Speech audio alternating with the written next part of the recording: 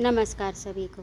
मेरे चैनल में आप सभी का हार्दिक स्वागत है। आज मैं उपस्थित हूँ मुंशी प्रेमचंद द्वारा लिखित उपन्यास निर्मला का अगला भाग लेकर। तो आइए इसका कथानक सुनते हैं। इसके 3 भाग हो चुके हैं जो कि मेरे इसी चैनल पर प्लेलिस्ट के अंतर्गत आपको प्राप्त होंगे। उस दिन अपने प्रगाढ़ प्रणय का सबल प्रमाण देने के बाद मुंशी तोताराम को आशा हुई कि निर्मला के मर्म स्थल पर मेरा सिक्का जम जाएगा, लेकिन उनकी ये आशा लेस मात्र भी पूरी ना हुई। बल्कि पहले तो वह कभी कभी उनसे हंसकर बोला भी करती थी, अब बच्चों के ही लालन पालन में व्यस्त रहने लगी।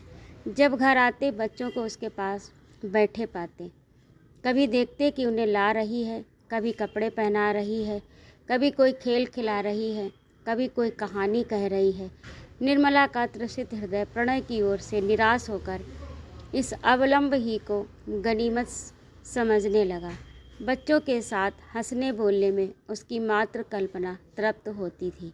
बच्चों के साथ हंसने बोलने में उसकी मात्र कल्पना तृप्त होती थी। पति के साथ हंसने बोलने में उसे जो संकोच, जो अरुचि तथा जो अनिच्छा होती थी, यहाँ तक कि वह उठकर भाग जाना चाहती, उसके बदले बालकों के सच्चे सरल स्नेह से चित्त प्रसन्न हो जाता। पहले मनसाराम उसके पास आते हुए झिझकता था, लेकिन मानसिक विकास से 5 साल छोटा, हॉकी और फुटबॉल ही उसका संसार, उसकी कल्पनाओं का मुक्त क्षेत्र तथा उसकी कामनाओं का हरा भरा बाग था। इकहरे बदन का छरेरा सुंदर हंसमुख लज्जाशील बालक था, जिसका घर से केवल भोजन का नाता था, बाकी सारे दिन न जाने कहाँ घूमा करता। निर्मला उसके मुंह से खेल की बातें सुनकर थोड़ी देर के लिए अपनी चिंताओं को भूल जाती और चाहती एक बार फिर वही दिन आ जाते जब वह गुड़िया खेलती, उसके ब्याह रचाया करती थी, जिसे वह अभी थोड़े ही बहुत दिन गुजरे थे। मुंशी तोताराम अत्यंत एकांत से भी मनुष्यों के भांति विषयी जीव थे। कुछ दिनों तो वह निर्मला को सैर तमाशे दिखाते रहे, लेकिन जब देखा इसका कुछ फल नहीं होता तो फिर एकांत सेवन करने लगे। दिन भर के कठिन परिश्रम के बाद उनका चित्त आमोद प्रमोद के लिए लालायित हो जाता, लेकिन जब अपनी विनोद वाटिका में प्रवेश करते और उसके फूलों को मुरझाया, पौधों को सूखा, क्यारियों से धूल उड़ती देखते तो उनका जी चाहता क्यों न इस वाटिका को उजाड़ दूं।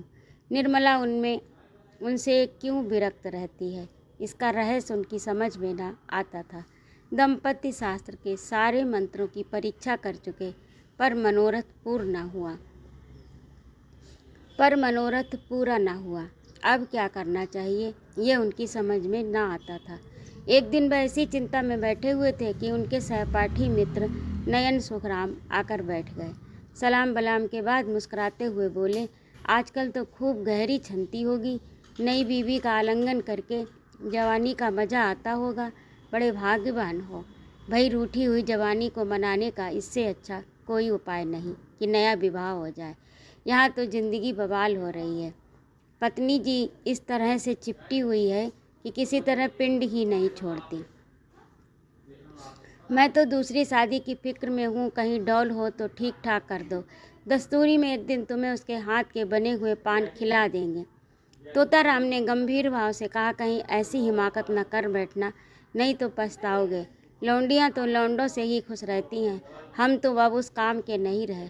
सच कहता हूँ, मैं तो शादी करके पछता रहा हूँ। बुरी बला गले पड़ी। सोचा था 2-4 साल और ज़िंदगी का मज़ा उठा लूँ, पर उल्टी आते गले पड़ी।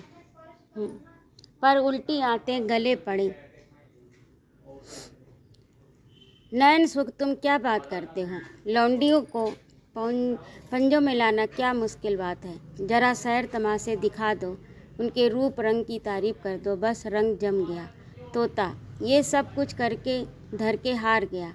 नयन, अच्छा कुछ इत्र फुलेल फूल पत्ते चाट बाट का भी मज़ा चखाया। तोता अजी ये सब कर चुका, दंपति शास्त्र के सारे मंत्रों का इम्तहान ले चुका, सब कोरी गप्पे हैं। नयन, अच्छा तो अब मेरी एक सलाह मानो, ज़रा अपनी सूरत बनवा लो। आजकल यहाँ एक बिजली के डॉक्टर आए हुए हैं, जो बुढ़ापे के सारे निशान मिटा देते हैं। क्या मजाल कि चेहरे पर एक झुर्रिया या सिर का बाल पका रह जाए, न जाने क्या जादू कर देते हैं। आदमी का चोला ही बदल जाता है। तो तब फीस क्या लेते हैं? नयन, फीस तो सुना है शायद 500 रुपये। तोता, अजी कोई पाखंडी होगा, बेवकूफ़ों को लूट रहा होगा।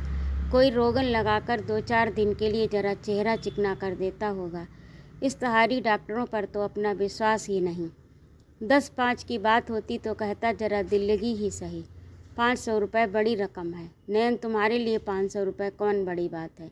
1 महीने की आमदनी है। मेरे पास तो भाई 500 रुपये होते तो सबसे पहले काम यही करता। जवानी के 1 घंटे की कीमत 500 रुपये से भी ज़्यादा है। तोता, अजी कोई सस्ता नुस्खा बताओ, कोई फकीरी जड़ी बूटी जो कि बिना हर फिटकरी के रंग चोखा हो जाए। बिजली और रेडियम बड़े आदमियों के लिए रहने दो, उन्हें हो मुबारक। नयन, तो फिर रंगीलेपन का स्वांग रचो। ये ढीला ढाला कोट फेंको, तंजेब की चुस्त अचकन हो, चुन्नटदार पैजामा, गले में सोने की जंजीर पड़ी, सिर पर जयपुरी साफा बंधा, आँखों में सुरमा, बालों में हिना का तेल पड़ा हो। तोंद का पिचकना भी जरूरी है। दोहरा कमर बंद बांधे। जरा तकलीफ तो होगी पर अचकन सज उठेगी। खिजाब मैं ला दूंगा। 150 गज़लें याद कर लो। मौके मौके से शेर पढ़ो। बातों में रस भरा हो, ऐसा मालूम हो कि तुम्हें दीन और दुनिया की कोई फिक्र नहीं, बस जो कुछ है प्रियतमा ही है। जवां मर्दी और साहस के काम करने का मौका ढूंढते रहो। रात को झूठ मूठ शोर करो, चोर चोर और तलवार लेकर अकेले पिल पड़ो। हाँ, जरा मौका देख लेना, ऐसा न हो कि सचमुच कोई चोर आ जाए और तुम पीछे उसके दौड़ पड़ो, नहीं तो सारी कलई खुल जाएगी और मुफ्त के उल्लू बनोगे। उस वक्त तो जवां मर्दी इसी में है कि दम साधे खड़े रहो, जिससे वह समझे कि तुम्हें खबर ही नहीं हुई। क्योंकि ज्यों ही चोर भाग खड़ा हो, तुम भी उछलकर बाहर निकलो, तलवार लेकर कहाँ कहाँ दौड़ते हुए। ज़्यादा नहीं, 1 महीना मेरी बातों का इम्तहान करके देखो। अगर वह तुम्हारी दम न भरने लगे तो जो जुर्माना कहो वह दूँ। तोताराम ने इस वक्त तो सब बातें हंसी में उड़ा दी, जैसे कि एक व्यवहार कुशल मनुष्य को करना चाहिए था, लेकिन इसमें कि कुछ बातें उसके मन में बैठ गईं। उनका असर पड़ने में कोई संदेह न था। धीरे धीरे रंग बदलने लगे, जिसमें लोग खटक न जाएं। पहले बालों से शुरू किया, फिर सुरमे की बारी आई, यहाँ तक कि 1-2 महीने में उनका कलेवर ही बदल गया। गज़लें याद करने का प्रस्ताव तो हास्यास्पद था, लेकिन वीरता की डींग मारने में कोई हानि न थी। उस दिन से वह रोज़ अपनी जमा मर्दी का कोई न कोई प्रसंग अवश्य छेड़ देते। निर्मला को संदेह होने लगा कि कहीं इन्हें उन्माद का रोग तो नहीं हो रहा। जो आदमी मूंग की दाल मोटे आटे के 2 फुलके खाकर भी नमक सुलेमानी का मोहताज हो, उसके छैलेपन पर उन्माद का संदेह हो तो आश्चर्य ही क्या। निर्मला पर इस पागलपन का और क्या रंग जमता हो, उसे उन पर दया आने लगी। क्रोध और घृणा का भाव जाता रहा। क्रोध और घृणा उन पर होती है जो अपने होश में हो। पागल आदमी तो दया का पात्र है। वह बात बात में उनकी चुटकियाँ लेती, उनका मजाक उड़ाती, जैसे लोग पागलों के साथ किया करते थे। हाँ, इसका ध्यान रखती कि वह समझ न जाए। वह सोचती बेचारी अपने पाप का प्रायश्चित कर रहा है। बेचारा अपने पाप का प्रायश्चित कर रहा है। ये सारा स्वांग केवल इसीलिए तो है कि मैं अपना दुख भूल जाऊं। आखिर अब भाग्य तो बदल सकता नहीं, इस बेचारे को क्यों जलाऊं। एक दिन रात को 9 बजे तोताराम बांके बने हुए सैर करके लौटे और निर्मला से बोले, आज 3 चोरों से सामना हो गया। जरा शिवपुर की तरफ चला गया था, अंधेरा था ही। ज्यों ही रेल की सड़क के पास पहुंचा, 2-3 आदमी तलवार लिए न जाने किधर से निकल पड़े। यकीन मानो तीनों काले देव थे। मैं बिल्कुल अकेला, पास में सिर्फ एक छड़ी थी। इधर तीनों तलवार बांधे हुए, होश उड़ गए। समझ गया जिंदगी का यहीं तक साथ था। मगर मैंने भी सोचा मरता ही हूँ तो वीरों की मौत क्यों ना मरूं। इतने में एक आदमी ने ललकार कर कहा, रख दे मैं तेरे पास जो कुछ हो और चुपके से चला जा। मैं छड़ी संभाल कर खड़ा हो गया, बोला, मेरे पास तो सिर्फ ये छड़ी है और इसका मूल्य एक आदमी का सिर है। मेरे मुंह से इतना निकलना था कि तीनों तलवार खींचकर मुझ पर झपट पड़े। मैं उनके बारों को छड़ी पर रोकने लगा। तीनों झल्ला झल्ला कर वार करते थे। खटाके की आवाज़ होती थी और मैं बिजली की तरह झपट कर उनके तारों को काट देता। कोई 10 मिनट तक तीनों ने खूब तलवार के जौहर दिखाए, पर मुझे रेप तक नहीं आई। मजबूरी यही थी कि मेरे हाथ में तलवार न थी। यदि कहीं तलवार होती तो एक को जीता न छोड़ता। खैर, कहाँ तक बयान करूं। उस वक्त मेरे हाथों की सफाई देखने काबिल थी। मुझे खुद आश्चर्य हो रहा था कि ये चपलता मुझ में कहाँ से आ गई। जब तीनों ने देखा कि यहाँ दाल नहीं गलने की, तो तलवार म्यान में रख ली और पीठ ठोक कर बोले, जवान, तुमसा वीर आज तक नहीं देखा। हम 300 पर भारी गांव के गांव ढोल बजाकर लूटते, पर तुमने आज हमें नीचा दिखा दिया। हम तुम्हारा लोहा मान गए। ये कहकर तीनों फिर नज़रों से गायब हो गए। निर्मला ने गंभीर भाव से मुस्कुराकर कहा, इस छड़ी पर तो तलवार के बहुत से निशान बने हुए होंगे। मुंशी जी शंका के लिए तैयार नहीं थे, पर कोई जवाब देना भी आवश्यक था। बोले, मैं बारों को बराबर खाली कर देता। 2-4 चोटें छड़ी पर पड़ी हुई तो उचटती हुई, जिनसे कोई निशान नहीं पड़ सकता था। अभी उनके मुंह से बात पूरी भी न निकली थी कि सहसा रुक्मिणी देवी बदहवास दौड़ती हुई आई और हाँफते हुए बोली, तोता है कि नहीं? मेरे कमरे में सांप निकल आया, मेरी चारपाई के नीचे बैठा हुआ है। मैं उठकर भागी, मुआ कोई 2 गज का होगा, फन निकाले फुफकार रहा है। जरा चलो तो, डंडा लेते चलना। तोताराम के चेहरे का रंग उड़ गया, मुंह पर हवाइयाँ छूटने लगीं, मगर मन के भाव को छिपाकर बोले, सांप यहाँ कहाँ? तुम्हें धोखा हुआ होगा, कोई रस्सी होगी। रुक्मिणी, अरे मैंने अपनी आंखों से देखा है, जरा चलकर तो देखो। मर्द होकर डरते हो। मुंशी जी घर से तो निकले, लेकिन बरामदे में फिर ठिठक गए। उनके पाँव ही न उठते थे, कलेजा धड़ धड़ कर रहा था।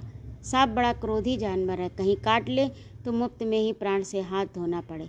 बोले, डरता नहीं हूँ, सांप ही तो है, शेर नहीं। मगर सांप पर लाठी असर नहीं करती। जरा किसी को भेजूं, किसी के घर से भाला लाए। ये कहकर मुंशी जी लपके बाहर चले गए। मनसाराम बैठा खाना खा रहा था। मुंशी जी तो बाहर चले गए। इधर वह खाना छोड़कर अपनी हॉकी का डंडा हाथ में ले कमरे में घुस पड़ा। तुरंत चारपाई खींच ली। सांप मस्त था, भागने के बदले फन निकाल कर खड़ा हो गया। मनसाराम ने चटपट चारपाई की चादर उठाकर सांप के ऊपर फेंक दी। ताबड़तोड़ 3-4 डंडे कसकर जमाए। सांप चादर के अंदर तड़प कर रह गया। तब उसे डंडे पर उठाए हुए बाहर चला। मुंशी जी कई आदमियों को साथ लिए चले आ रहे थे। मनसाराम को सांप लटकाए आते देखा तो सहसा उनके मुंह से चीख निकल पड़ी, मगर फिर संभल गए और बोले, मैं तो आ ही रहा हूँ, तुमने इतनी जल्दी क्यों की? दे दो, कोई फेंक आए। ये कहकर बहादुरी के साथ रुक्मिणी के कमरे के द्वार पर जाकर खड़े हो गए और कमरे को खूब देखभाल कर मूँछों पर ताव देते हुए निर्मला के पास जाकर बोले, मैं जब तक आऊँ जाऊँ। मनसाराम ने मार डाला। बेसमझ लड़का डंडा लेकर दौड़ पड़ा। सांप हमेशा भाले से मारना चाहिए, यही तो लड़कों में ऐब है। मैंने ऐसे कितने सांप मारे हैं। सांप को खिला खिला कर मारता हूँ, कितने ही को मुट्ठी से पकड़ कर मसल दिया है। रुक्मिणी ने कहा, जाओ, देख ली तुम्हारी मर्दानगी। मुंशी जी झेंप कर बोले, अच्छा जाओ, मैं डरपोक ही सही, तुमसे कुछ इनाम तो नहीं मांग रहा। जाकर महाराज से कहना खाना निकालें। मुंशी जी तो भोजन करने गए और निर्मला द्वार की चौखट पर खड़ी सोच रही थी, भगवान, क्या इन्हें सचमुच कोई भीषण रोग हो रहा है? क्या मेरी दशा को और भी दारुण बनाना चाहते हो? मैं इनकी सेवा कर सकती हूँ, लेकिन वह नहीं कर सकती जो मेरे ये नहीं हो सकता। अवस्था का भेद मिटाना मेरे बस की बात नहीं। आखिर ये मुझसे क्या चाहते हैं? समझ गई। आह, ये बात पहले नहीं समझी, नहीं तो इनको क्यों इतनी तपस्या करनी पड़ती, क्यों इतने स्वांग भरने पड़ते। उन दिन से निर्मला का ढंग बदलने लगा। उसने अपने को कर्तव्य पर मिटा देने का निश्चय कर दिया। अब तक नैराश्य के संताप में उसने कर्तव्य पर ध्यान ही न दिया था। उसके हृदय में विप्लव की ज्वाला सी दहकती रहती थी, जिसकी असह्य वेदना ने उसे संज्ञाहीन सा कर रखा था। अब उस वेदना का वेग शांत होने लगा। उसे ज्ञात हुआ कि मेरे लिए जीवन का कोई आनंद नहीं। उसका स्वप्न देखकर क्यों इस जीवन को नष्ट करूं? संसार में सबके सब प्राणी सुख सेज ही पर तो नहीं सोते। मैं भी उन्हीं अभागों में से हूँ। मुझे भी विधाता ने दुख की गठरी ढोने के लिए चुना है। वह बोझ सिर से उतर नहीं सकता। उसे फेंकना भी चाहूँ तो फेंक नहीं सकती। उस कठिन भार से चाहे आंखों में अंधेरा छाए, चाहे गर्दन टूटने लगे, चाहे पैर उठाना दुस्तर हो जाए, लेकिन वह गठरी ढोनी ही पड़ेगी। उम्र भर कैदी कहाँ तक रोएगा? रोए भी तो कौन देखता है, किसे उस पर दया आती? रोने से काम में हर्ज होने के कारण उसे यातनाएं ही तो सहनी पड़ती। दूसरे दिन वकील साहब कचहरी से आए तो देखा निर्मला की साहस्य मूर्ति उनके कमरे के द्वार पर खड़ी है। वह अनिंद छवि को देखकर आंखें तृप्त हो गईं। आज बहुत दिनों के बाद उन्हें ये कमल खिला हुआ दिखलाई दिया। कमरे में एक बड़ा सा आईना दीवार में लटका हुआ था। उस पर एक पर्दा पड़ा रहता था, आज उसका पर्दा उठा हुआ था। वकील साहब ने कमरे में कदम रखा तो शीशे पर निगाह पड़ी। अपनी सूरत साफ साफ दिखाई दी। उनके हृदय में चोट सी लग गई। दिन भर के परिश्रम से मुख की कांति मलिन हो गई थी। भांति भांति के पौष्टिक पदार्थ खाने पर भी गालों की झुर्रियाँ साफ दिखाई दे रही थी। तोंद कसी होने पर भी किसी मुहजोर घोड़े की भांति बाहर निकली हुई थी। आईने के ही सामने किंतु दूसरी ओर ताकती हुई निर्मला भी खड़ी हुई थी। दोनों सूरतों में कितना अंतर था। एक रत्न जटित विशाल भवन, दूसरा टूटा फूटा खंडहर। बस उस आईने की ओर न देख सके। अपनी ये हीनावस्था उनके लिए असह्य थी। वह आईने के सामने से हट गए। उन्हें अपनी ही सूरत से घृणा होने लगी। फिर इस रूपवती कामनी का उनसे घृणा करना कोई आश्चर्य की बात न थी। निर्मला की ओर ताकने का भी उन्हें साहस न हुआ। उसकी यह अनुपम छवि उनके हृदय का सूल बन गई। निर्मला ने कहा, आज इतनी देर कहाँ लगाई? दिन भर राह देखते देखते आँख फूट जाती हैं। तोताराम ने खिड़की की ओर ताकते हुए जवाब दिया, मुकदमों के मारे दम मारने की छुट्टी नहीं मिलती। अभी एक मुकदमा और था, लेकिन मैं सिरदर्द का बहाना करके भाग खड़ा हुआ। निर्मला, तो क्यों इतने मुकदमे लेते हो? काम उतना ही करना चाहिए जितना आराम से हो सके। प्राण देकर थोड़े ही काम किया जाता। मत लिया करो बहुत मुकदमे। मुझे रुपयों का कोई लालच नहीं। तुम आराम से रहोगे तो रुपए बहुत मिलेंगे। तोताराम भाई, आती हुई लक्ष्मी भी तो नहीं ठुकराई जाती। निर्मला, लक्ष्मी अगर रक्त और मांस की भेंट लेकर आती है तो उसका ना आना ही अच्छा। मैं धन की भूखी नहीं हूँ। इस वक्त मनसाराम भी स्कूल से लौटा। धूप में चलने के कारण मुख पर पसीने की बूंदें आई हुई थी। गोरे मुखड़े पर खून की लाली दौड़ रही थी। आंखों से ज्योति सी निकलती मालूम होती थी। द्वार पर खड़ा होकर बोला, अम्मा जी, लाइए कुछ खाने को निकालिए, जरा खेलने जाना है। निर्मला जाकर गिलास में पानी लाई। एक तस्तरी में कुछ मेवे रखकर मनसाराम को दिए। मनसाराम जब खाकर चलने लगा तो निर्मला ने पूछा, कब तक आओगे? मनसाराम, कह नहीं सकता, गोरों के साथ हॉकी का मैच है। बारक यहाँ से बहुत दूर है। निर्मला भाई, जल्द आना, खाना ठंडा हो जाएगा तो कहोगे मुझे भूख नहीं। मनसाराम ने निर्मला की ओर सरल स्नेह भाव से देखकर कहा, मुझे देर हो जाए तो समझ लीजिए मैं वहीं खा रहा हूँ। मेरे लिए बैठने की ज़रूरत नहीं। मैं चला गया तो निर्मला बोली, पहले तो घर में आते ही न थे। मुझसे बोलते शर्माते थे। किसी चीज़ की ज़रूरत होती तो बाहर से ही मंगवा भेजते। जब से मैंने बुलवाकर कहा तब से आने लगे हैं। तोताराम ने कुछ चिढ़कर कहा, ये तुम्हारे पास खाने पीने की चीज़ मांगने क्यों आता है? दीदी से क्यों नहीं कहता? निर्मला ने ये बात प्रशंसा पाने के लोभ से कही थी। वह ये दिखाना चाहती थी कि तुम्हारे लड़कों को कितना चाहती हूँ। ये कोई बनावटी प्रेम न था। उसे लड़कों से सचमुच स्नेह था। उसके चरित्र में अभी तक बाल भाव ही प्रधान था। उसमें वही उत्सुकता, वही चंचलता, वही विनोद प्रियता विद्यमान थी और बालकों के साथ उसकी बेवाल वृत्तियाँ प्रस्फुटित होती थीं। पत्नी सुलभ ईर्ष्या अभी तक उसके मन में उदय नहीं हुई थी, लेकिन पति के प्रसन्न होने के बदले नाक मुँह सिकोड़ने का आशय न समझकर बोली, मैं क्या जानूं उनसे क्यों नहीं मांगते। मेरे पास आते हैं तो दुत्कार नहीं देती। अगर ऐसा करूं तो यही होगा कि लड़कों को देखकर जलती है। मुंशी जी ने इसका कुछ जवाब नहीं दिया, लेकिन आज उन्होंने मुवक्किलों से बातें नहीं की। सीधे मनसाराम के पास गए और उनका इम्तहान लेने लगे। ये जीवन में पहला ही अवसर था। इन्होंने मनसाराम या किसी लड़के की शिक्षोन्नति के विषय में इतनी दिलचस्पी दिखाई। उन्हें अपने काम से सिर उठाने की फुर्सत ही न मिलती थी। उन्हें इन विषयों को पढ़े हुए 40 वर्ष के लगभग हो गए थे। तब से उनकी ओर आँख तक न उठाई थी। वह कानूनी पुस्तकों और पत्रों के सिवा और कुछ न पढ़ते थे।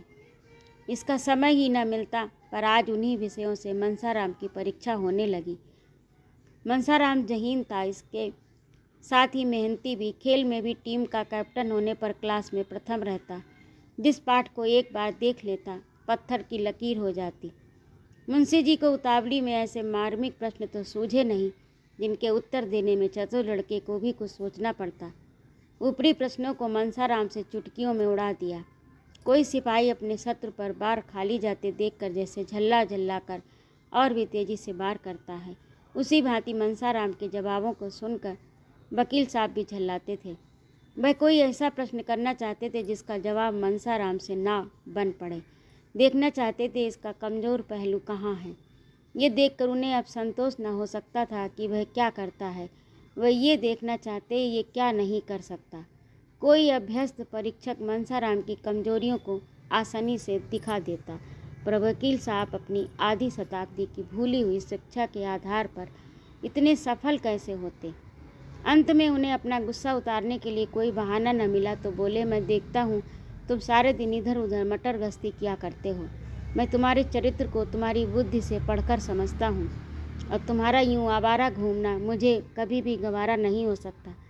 मनसाराम ने निर्भीकता से कहा, मैं शाम को 1 घंटा खेलने के लिए जाने के सिवा दिन भर कहीं नहीं जाता। आप अम्मा या बुआ जी से पूछ लें, मुझे खुद इस तरह घूमना पसंद नहीं। हाँ, खेलने के लिए हेडमास्टर साहब के आग्रह पर चले जाते हैं, और उनके आग्रह पर मुझे मजबूरन जाना पड़ता है। अगर आपको मेरा खेलने जाना पसंद नहीं तो कल से नहीं जाऊंगा।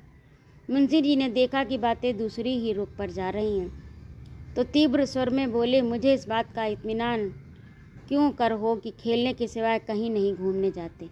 मैं बराबर शिकायतें सुनता हूँ। मनसाराम ने उत्तेजित होकर कहा, किस महाशय ने आपसे ये शिकायत की, जरा मैं भी तो सुनूं। वकील, कोई हो, इससे तुम्हें मतलब?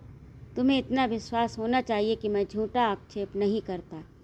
मनसाराम, अगर मेरे सामने कोई आकर कह दे कि मैंने इन्हें कहीं घूमते देखा तो मुंह न दिखाऊं। वकील साहब, किसी को ऐसी गरज क्या पड़ी तुम्हारी मुंह पर तुम्हारी शिकायत करे और तुमसे बैर मोल ले। तुम अपने 2-4 साथियों को लेकर उनके घर की खपरेल फोड़ते फिरो। मुझसे इस किस्म की शिकायत एक आदमी ने नहीं, कई आदमियों ने की। उसकी कोई वजह नहीं। मैं अपने दोस्तों की बात पर विश्वास न करूं। मैं चाहता हूं कि तुम स्कूल ही में रहा करो। मनसाराम ने मुंह गिराकर कहा, मुझे वहाँ रहने में कोई आपत्ति नहीं, जब से कहिए चला जाऊं। वकील साहब, तुमने मुंह क्यों लटका लिया? क्या वहाँ रहना अच्छा नहीं लगता? ऐसा मालूम होता है मानो वहाँ जाने के भय से तुम्हारी नानी मरी जा रही है। आखिर बात क्या है? वहाँ तुम्हें क्या तकलीफ़ होगी? मनसाराम छात्रालय में रहने के लिए उत्सुक नहीं था, लेकिन जब मुंशी जी ने यही बात कह दी, इसका कारण पूछा, सो वह अपनी झेप मिटाने के लिए प्रसन्न चित्त होकर बोला, मुंह क्यों लटकाऊं? मेरे लिए जैसे बोर्डिंग हाउस तकलीफ़ भी कोई नहीं, और हो भी तो उसे सह सकता हूँ। मैं कल से चला जाऊँगा। हाँ, अगर जगह न खाली हुई तो मजबूरी है। मुंशी जी वकील थे, समझ गए लौंडा कोई ऐसा बहाना ढूंढ रहा है जिससे मुझे वहाँ जाना भी ना पड़े और कोई इल्ज़ाम भी सिर पर ना आए। बोले, सब लड़कों के लिए जगह है, तुम्हारे लिए जगह नहीं होगी। मनसाराम, कितने ही लड़कों को जगह नहीं मिली और वे बाहर किराए के मकानों में पड़े हैं। अभी बोर्डिंग हाउस में एक लड़के का नाम कट गया तो 50 अर्जियाँ उस जगह के लिए आई थीं। वकील साहब ने ज़्यादा तर्क वितर्क करना उचित नहीं समझा। मनसाराम को कल तैयार रहने की आज्ञा देकर अपनी बग्घी तैयार कराई और सैर करने चल दिए। इधर कुछ दिनों से वह शाम को प्रायः सैर करने जाया करते थे। किसी अनुभवी प्राणी ने बताया था कि दीर्घ जीवन के जीने के लिए इससे बढ़कर कोई मंत्र नहीं। उनके जाने के बाद मनसाराम आकर रुक्मिणी से बोला, बुआ जी, बाबूजी ने मुझे कल से स्कूल में रहने को कहा है। रुक्मिणी ने विस्मित होकर पूछा, क्यों? मनसाराम, मैं क्या जानूं। कहने लगे कि तुम यहाँ आवारों की तरह इधर उधर फिरा करते हो। रुक्मिणी, तूने कहा नहीं मैं कहीं नहीं जाता। मनसाराम, कहा क्यों नहीं, मगर वह माने तब। रुक्मिणी, तुम्हारी नई अम्मा जी की कृपा होगी और क्या। मनसाराम, नहीं बुआ जी, मुझे उन पर संदेह नहीं है। वह बेचारी भूल से कभी कुछ नहीं कहती। कोई चीज़ मांगने जाता हूँ तुरंत उठाकर दे देती हैं। रुक्मिणी बोली, तू ये त्रिया चरित्र क्या जाने, ये उन्हीं की लगाई हुई आग है। देख, मैं जाकर पूछती हूँ। रुक्मिणी झल्लाई हुई निर्मला के पास पहुंची। उसे आड़े हाथों लेने का, कांटों में घसीटने का, तानों में छेदने का, रुलाने का सो अवसर वह हाथ से न जाने देती थी। निर्मला उनका आदर करती थी, उनसे दबती थी, उनकी बातों का जवाब तक न देती थी। वह चाहती थी ये सिखावन की बातें कहे, जहाँ मैं भूलूँ वहाँ सुधारें, सब कामों की देख रेख करती रहें, पर रुक्मिणी उनसे तनी ही रहती थी। निर्मला चारपाई से उठकर बोली, आइए दीदी बैठिए। रुक्मिणी ने खड़े खड़े कहा, मैं पूछती हूँ क्या तुम सबको घर से निकाल कर अकेले रहना चाहती हो? निर्मला ने कातर भाव से कहा, क्या हुआ दीदी जी, मैंने तो किसी से कुछ नहीं कहा। रुक्मिणी, मनसाराम को घर से निकाले देती हो और तिस पर कहती हो मैंने कुछ नहीं कहा। क्या तुमसे इतना भी नहीं देखा जाता? निर्मला, दीदी जी तुम्हारे चरणों को छूकर कहती हूँ मुझे कुछ नहीं मालूम, मेरी आंखें फूट जाएं अगर उसके विषय में मुंह तक खोला हो। रुक्मिणी, क्यों व्यर्थ कस्में खाती हूँ? अब तक तोताराम कभी लड़के से नहीं बोलते थे। एक हफ्ते के लिए मनसाराम ननिहाल चला गया तो इतने घबराए कि खुद जाकर लिवा लाए, और अब इसी मनसाराम को घर से निकाल कर स्कूल में रखे देते हैं। अगर लड़के का बाल भी बांका हुआ तो तुम जानोगी। मैं कभी बाहर नहीं रहा, उसे न खाने की सुध रहती है न पहनने की, जहाँ बैठता वहीं सो जाता। कहने को तो जवान हो गया पर स्वभाव बालकों सा है। स्कूल में उसकी मरण हो जाएगी, वहाँ किसे फिक्र है किसने खाया या नहीं, कहाँ कपड़े उतारे, कहाँ सोया। जब घर में कोई पूछने वाला नहीं तो बाहर कौन पूछेगा? मैंने तुम्हें चेता दिया, आगे तुम जानो तुम्हारा काम जाने। ये कहकर रुक्मिणी तो वहाँ से चली गई। वकील साहब सैर करके लौटे तो निर्मला ने तुरंत ये विषय छेड़ दिया। मनसाराम से वह आजकल थोड़ी अंग्रेजी पढ़ती थी, उसके चले जाने पर फिर उसके पढ़ने का हरज न होगा। दूसरा कौन पढ़ाएगा? वकील साहब को अब तक ये बात नहीं मालूम थी। निर्मला ने सोचा कि जब कुछ अभ्यास हो जाएगा तो वकील साहब को एक दिन अंग्रेजी में बात करके चकित कर दूंगी। कुछ थोड़ा सा ज्ञान तो उसे अपने भाइयों से ही हो गया था। अब वह नियमित रूप से पढ़ रही थी। वकील साहब की छाती पर सांप लौट गया। त्योरियां बदल कर बोले, वे कब से पढ़ा रहे हैं तुम्हें? मुझे तुमने कभी नहीं कहा। निर्मला ने उनका ये रूप केवल एक बार देखा, जब उन्होंने सियाराम को मारते मारते बेदम कर दिया था। वही रूप, वही विकराल बनकर आज उसे फिर दिखाई दिया। सहमती हुई बोली, उनके पढ़ने में तो इसमें कोई हरज नहीं होती। मैं उसी वक्त उनसे पढ़ती हूँ जब उन्हें फुर्सत रहती है। पूछ लेती हूँ कि तुम्हारा हरज हो तो जाओ। बहुधा जब वह खेलने जाने लगते हैं तो 10 मिनट के लिए रोक लेती हूँ। मैं खुद चाहती हूँ कि उनका कोई नुकसान न हो। बात कुछ भी न थी, मगर वकील साहब हताश से होकर चारपाई पर गिर पड़े, पर माथे पर हाथ रखकर चिंता में मग्न हो गए। उन्होंने जितना समझा था बात उससे कहीं अधिक बढ़ गई थी। उन्हें अपने ऊपर क्रोध आया, बात उससे ज़्यादा बढ़ गई थी। उन्हें अपने ऊपर क्रोध आया कि मैंने पहले ही क्यों न इस लौंडे को बाहर रखने का प्रबंध किया। आजकल जो ये महारानी इतनी खुश दिखाई देती हैं, इसका रहस्य अब समझ में आया। पहले कभी कमरा इतना सजा सजाया नहीं रहता था, बनाव चुनाव भी ना करती थी। अब देखता हूँ काया पलट सी हो गई है। जी में तो आया कि इसी वक्त चलकर मनसाराम को निकाल दें, लेकिन प्रौढ़ बुद्धि ने समझाया कि इस अवसर पर क्रोध की ज़रूरत नहीं। कहीं इसने भांप लिया तो गजब ही हो जाएगा। हाँ, जरा इसके मनोभाव को टटोलना चाहिए। बोले, ये तो मैं जानता हूँ कि तुम्हें 2-4 मिनट पढ़ाने से उसका हरज नहीं, लेकिन आवारा लड़का है, अपना काम ना करने का उसे एक बहाना तो मिल जाता है। कल अगर फेल हो गया तो साफ कह देता हूँ, मैं तो दिन भर पढ़ाता रहता था। मैं तुम्हारे लिए कोई मिस नौकर रख दूँगा, कुछ ज़्यादा खर्च ना होगा। तुमने मुझसे पहले कहा ही नहीं।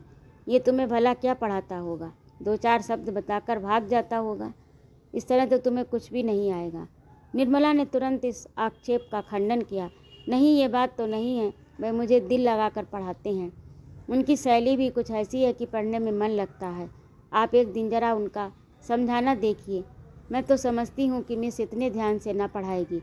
मुंशी जी अपनी प्रश्न कुशलता पर मूँछों पर ताव देखते हुए बोले, दिन में एक ही बार पढ़ाता है या कई बार? निर्मला अब भी इन प्रश्नों का आशय न समझी।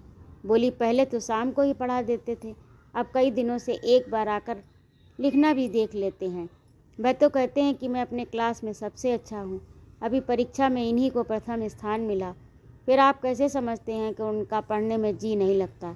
मैं इसीलिए और भी कहती हूँ कि दीदी समझेंगी इसी ने आग लगाई, मुफ्त में मुझे ताने सुनने पड़ेंगे। अभी ज़रा ही देर हुई है धमकाकर गई हैं मुंशी जी ने दिल से कहा, खूब समझता हूँ, तुम कल की छोकरी होकर मुझे चराने चली, दीदी का सहारा लेकर अपना मतलब पूरा करना चाहती हो। बोले, मैं नहीं समझता बोर्डिंग का नाम सुनकर क्यों लौंडे की नानी मरती है। लड़के खुश होते हैं कि वे अपने दोस्तों में रहेंगे, ये उल्टे रो रहा है। अभी कुछ दिन पहले तक दिल लगाकर पढ़ता था, ये उसी मेहनत का नतीजा है। अपने क्लास में सबसे अच्छा है, लेकिन इधर कुछ दिनों से सैर सपाटे का चस्का जो पड़ गया है। अगर अभी से रोकथाम न की गई तो पीछे करते धरते न बन पड़ेगा। तुम्हारे लिए मैं एक मिस रख ही दूंगा। तो ये था आज का भाग। आपको कैसा लगा कमेंट करके अवश्य बताइएगा। और यदि आपको मेरा कहानी सुनाना अच्छा लगता हो तो कृपया मेरे चैनल को सब्सक्राइब अवश्य करें, लाइक और कमेंट करें। सुनने के लिए बहुत बहुत धन्यवाद। जय माँ भारती।